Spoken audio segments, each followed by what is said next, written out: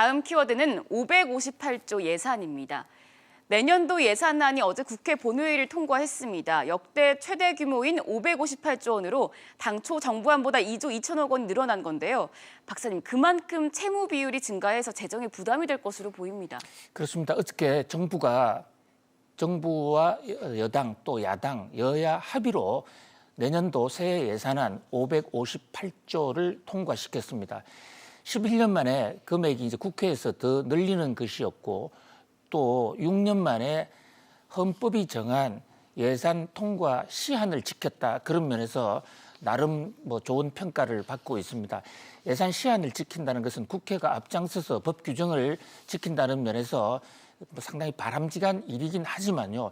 그러나 예산의 경우에는 시한보다 더 중요한 것은 내용 아니겠습니까? 네. 그런데 이번에는 코로나와 재난지원금 여기에 너무 초점을 맞춘 나머지 예산 심사를 상당히 졸속으로 했다.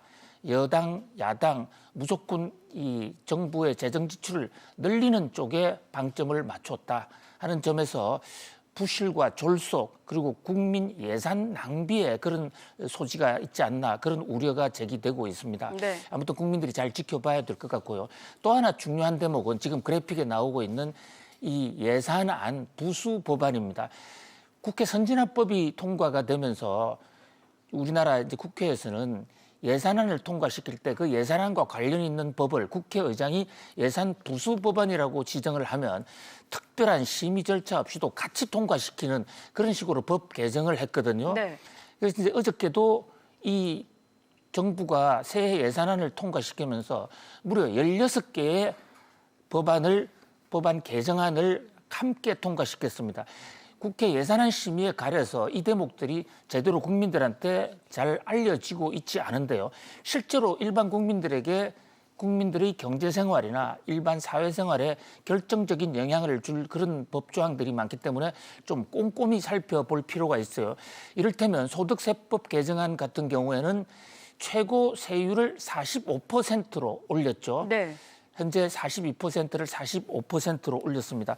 그뿐만이 아닙니다. 지금 이 부부 공동 명의의 종부세에 대해서 차별이 있었는데 이 대목을 이제 내년부터는 본인이 선택해서 공동 명의든 합산 명의든 선택해서 명의를 갈라놓은 것만으로 한 불이익은 없앨 수가 있게 됐습니다. 그러나 이것을 정부가 알아서 해주는 건 아니고 본인이 9월 1일부터 9월 15일 사이에 반드시 사전 신고를 해야만 이 혜택을 받을 수 있다는 점 이것도 유념해야 될 것 같고요.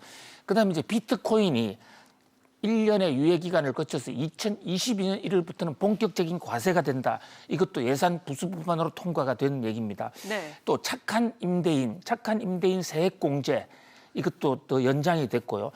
또 신용카드의 이 공제 이것이 30만 원 더 추가하는 것이 올해에 한해서 더 확대가 됐어요.